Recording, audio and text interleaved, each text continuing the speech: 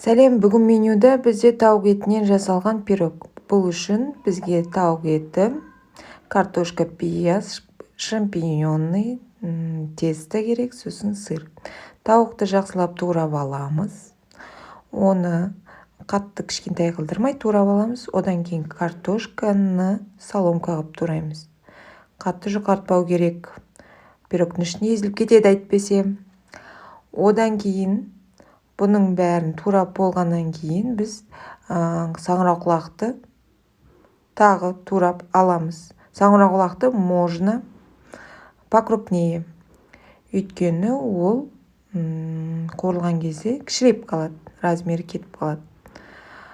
Бұның бәрін күштілеп тұрып турап, отдельно салып, қуырған кезде тез тарелкадан алып сала салатындай дайындап қоямыз.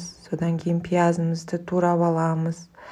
Одан кейін сковородканы алып, қыздыртып, ішіне май құйып, овощиді, то есть пиязымыз бен картошкамызды жақсылап қуырып аламыз.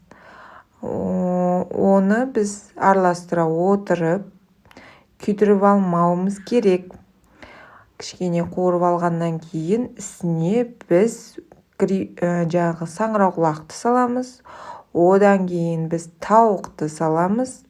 Одан кейін тұзды салып, мен кішкене перец қостым, сосын кейін чеснок қостым. Сіз өз қалауыңызға қарай қоссаңыз болады. Одан кейін үстіне біз сливкиді құйып, оны жақсылап бір құткызып, бір қайнатып, одан кейін оны бұқтыртып қоямыз. Сливки қойылану керек. Ол қойыланғанша біз тестамызды жайып аламыз. Тестамыз қатты қалың болмау керек, қатты жұқа болмау керек. Одан кейін формамызды алып, ішіне кішкене май жағамыз. Тестамыз жабыспас үшін. Одан кейін тестамызды жайғастырамыз формаға. Одан кейін керемет, сочный, мощный начинкамызды сол тестаға саламыз. Жайғастырамыз. Күштілеп орналастырып. Одан кейін біз оның бетін жан-жақтағы тестамен жабамыз.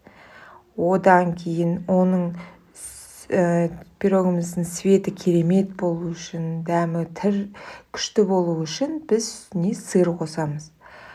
Одан кейін біз духовкаға бұл керемет пирогты салып, 200 градусқа қойып, 20-25 минутқа қоямыз. Керемет пирог шығады. Отбасыңыз өте мәз болады.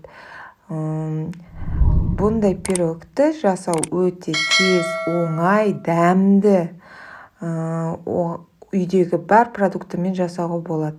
Бұл рецепт саған ұнаса, лайк басып, подписка жасауды ұмытпа. Менде әлі көп рецепттер болады. Бұл менің ең бірінші рецептім. Ал